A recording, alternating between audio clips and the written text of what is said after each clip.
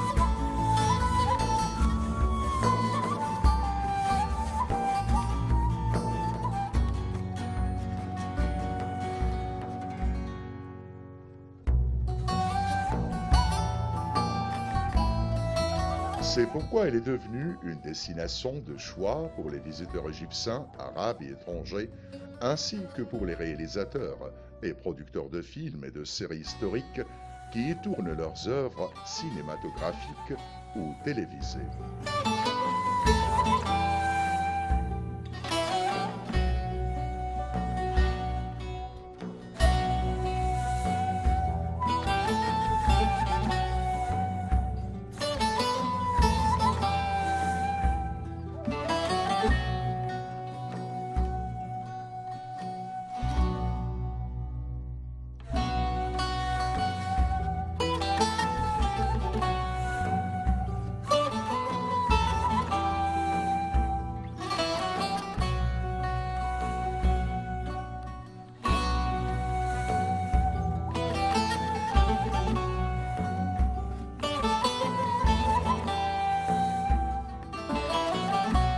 Des concerts et des fêtes folkloriques y sont tenus périodiquement.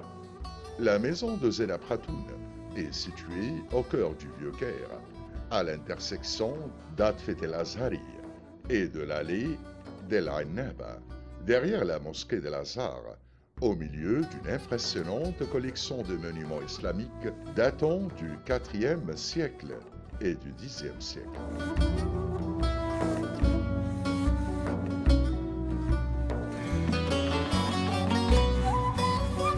Cette maison est située à la ruelle d'El Daoudari, en face de l'école d'El Aini, dans le quartier de l'Azhar, à proximité de la maison d'El Seto Asila.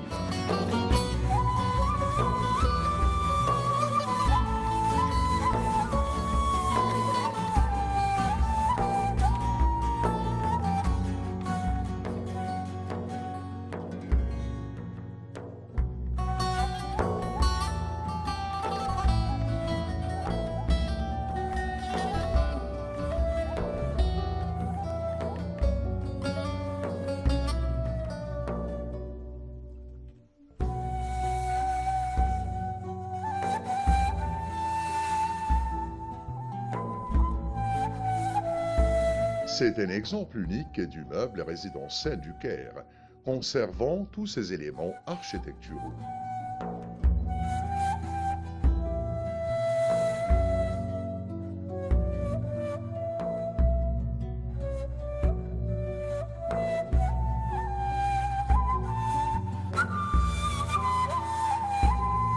Elle unit les caractéristiques des deux périodes historiques, mamelouk et ottomane.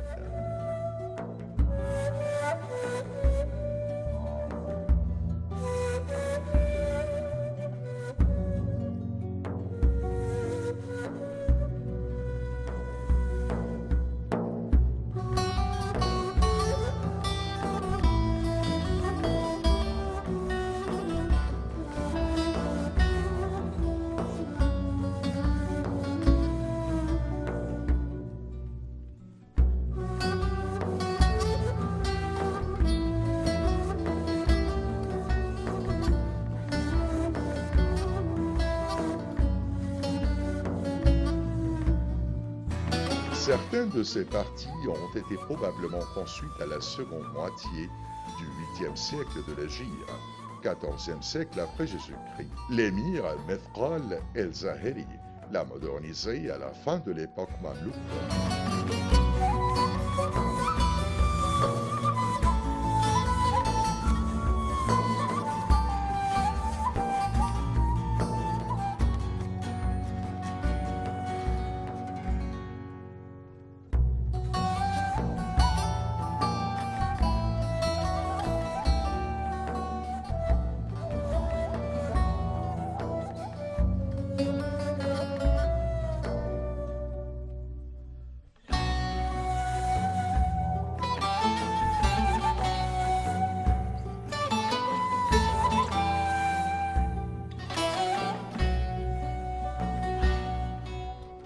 La maison est restée en sa possession jusqu'en 889 de l'Hégire, 1489 après Jésus-Christ.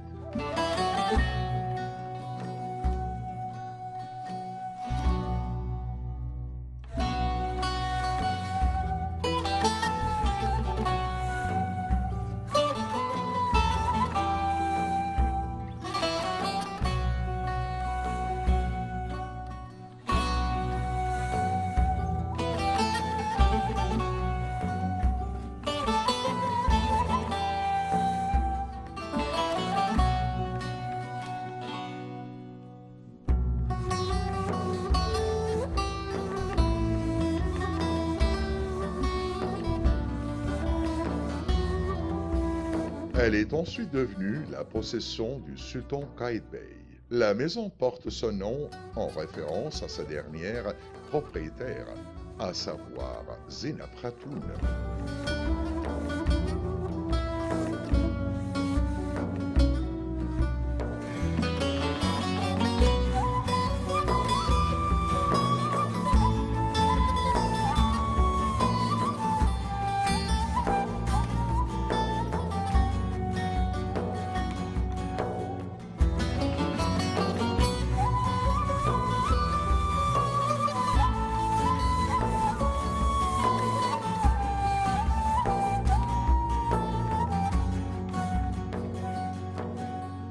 Ma'touqa Mohammed Bey el-Alfi, et à ceux à l'époque ottomane, à la fin du XIIe siècle de l'Hégire, XVIIIe siècle.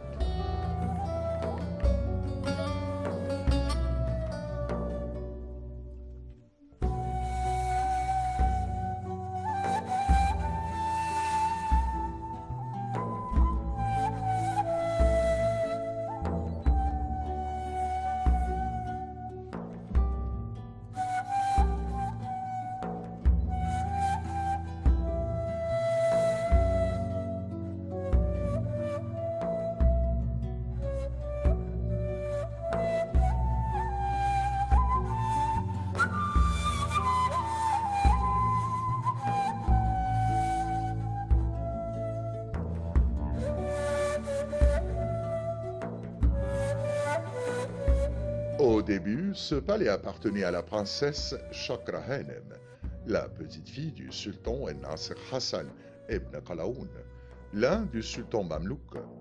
Elle est revenue à ses fils jusqu'à l'arrivée des Ottomans en Égypte en 1517. L'émir El-Sharif Hamza El-Kharboutli l'a ensuite achetée et l'a offerte à son épouse, la princesse Zeynab, qui était l'une des servantes de l'émir mamelouk Mohammed bey Alfi.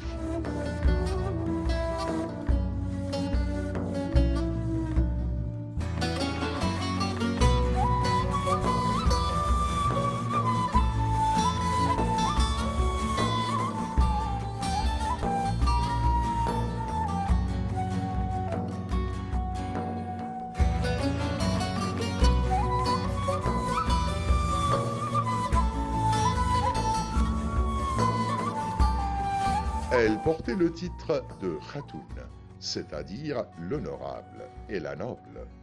Elle est alors devenue Zeynab Khatoun et la maison a pris son nom à cette époque.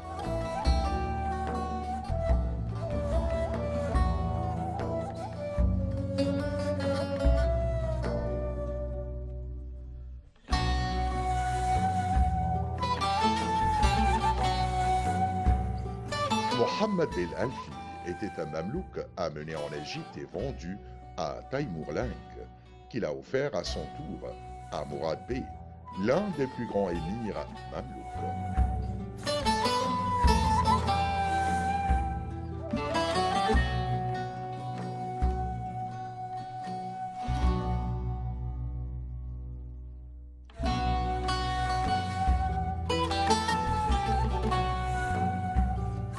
Ce dernier a envoyé en échange 1000 ardabs de gain et il a pris le nom d'El-Alfi, de Alf qui signifie 1000 en arabe.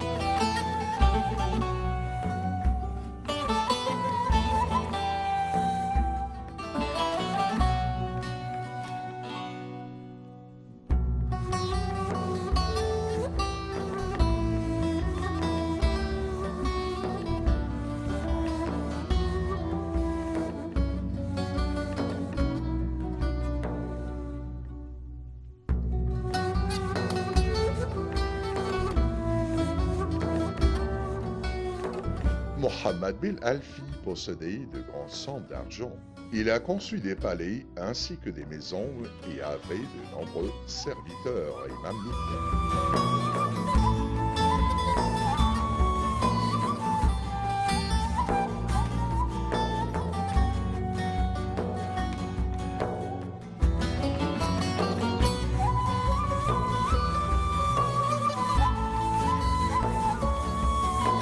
Mohammed bey Alfi était l'un des émirs mamelouks d'Égypte. Il était l'un des mamelouks de Mourad Bey.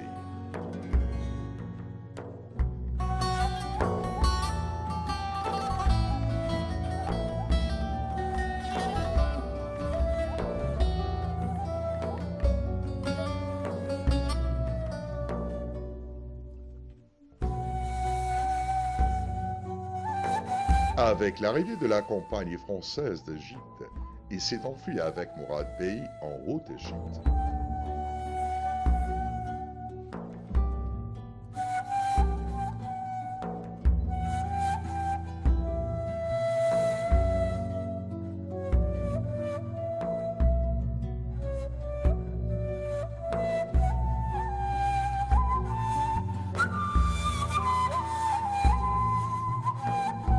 Napoléon Bonaparte a fait du palais d'El-Alfi son siège, après l'alliance accordée entre Mourad Bey et les Français, en vertu de laquelle ce dernier est devenu gouverneur d'Haute-Égypte.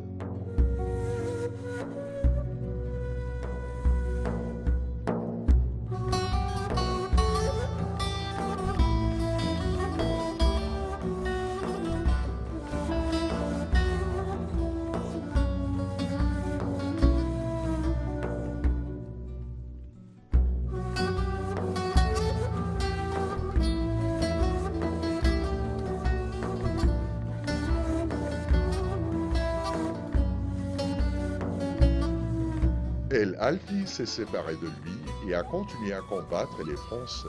Lorsque les Anglais sont venus en Égypte pour chasser les Français, il s'allia avec eux mais après leur départ d'Égypte en 1802, conformément au traité d'Émienne, il est entré en confrontation directe avec les Turcs.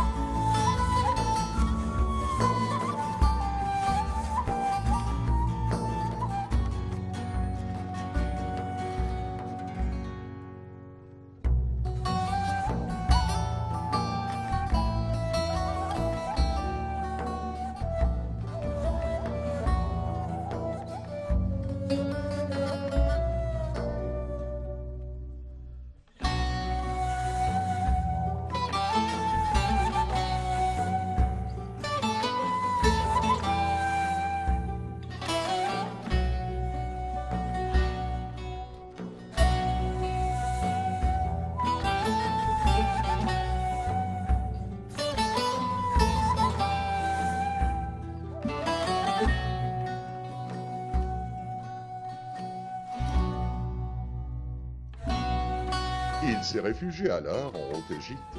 Cependant, il a continué à écrire aux Anglais pour qu'ils retournent en Égypte et l'aident à prendre le trône de Mohammed Ali Pacha.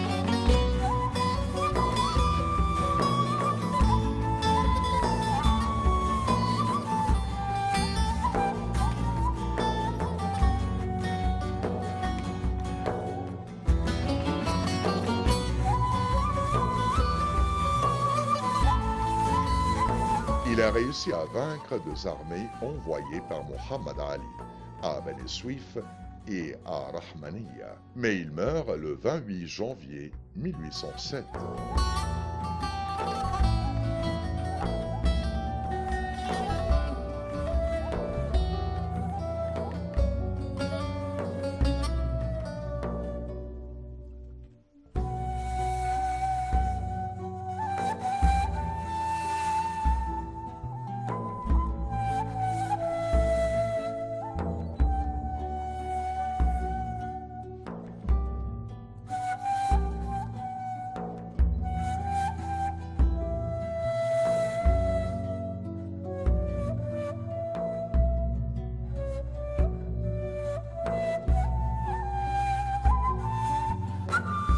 Alors qu'il rentrait en Haute-Égypte après avoir échoué à assiéger Damanhour, quelques mois avant l'arrivée de ses alliés anglais pour leur campagne en Égypte.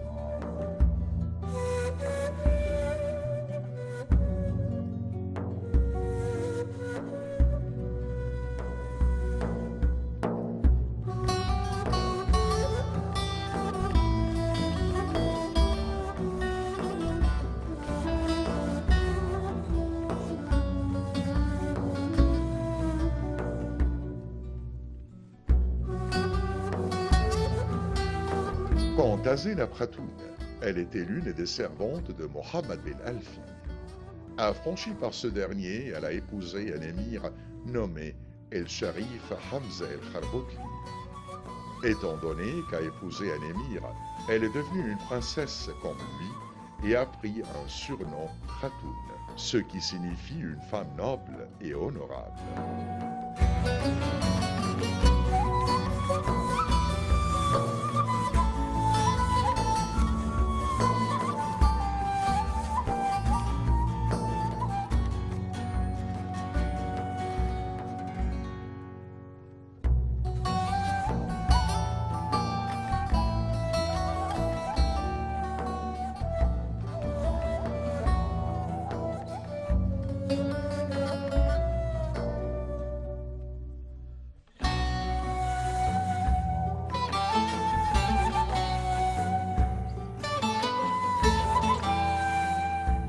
C'est pour cette raison qu'elle fut appelée Zénab Khatoun. Son mari lui a acheté la maison de Chakrahanen, la petite fille du sultan El Nasser Hassan ibn Qalaoun.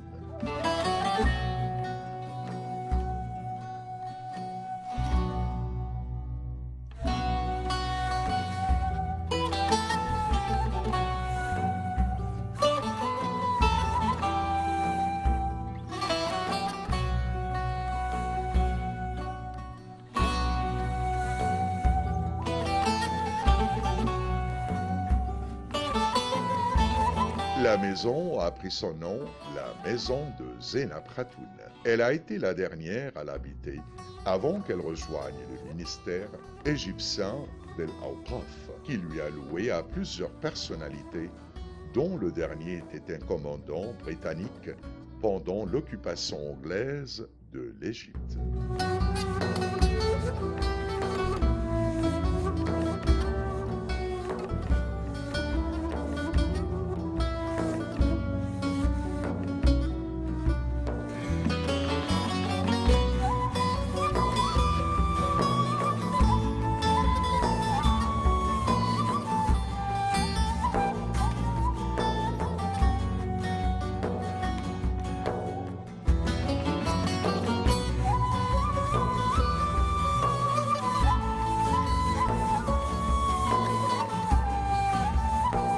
Malgré les rumeurs selon lesquelles les femmes des époques mamelouques et ottomanes étaient isolées derrière les mouchrabiyas, et leur rôle était limité dans le monde des servantes et des harims, Zénab Khatoun a prouvé le contraire.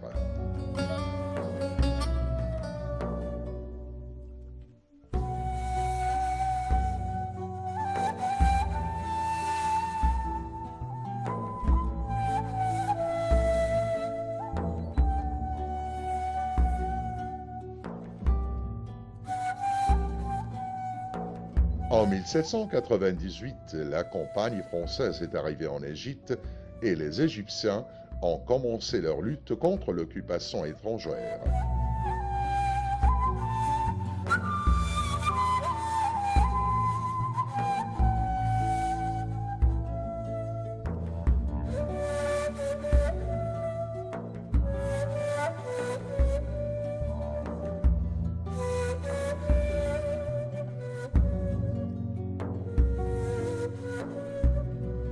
Zénab Khatoun a pris part à cette lutte en mettant l'abri des Fedayines et les blessés pourchassés par les Français chercher refuge à la maison.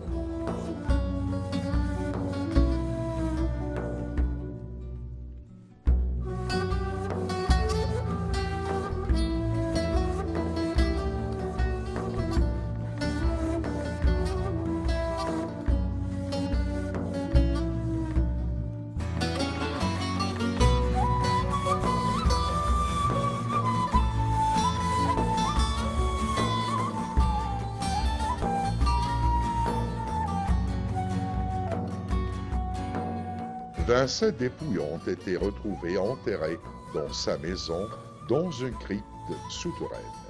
On pense que ce sont les cadavres de blessés que Zénab Khatoun abritait chez elle.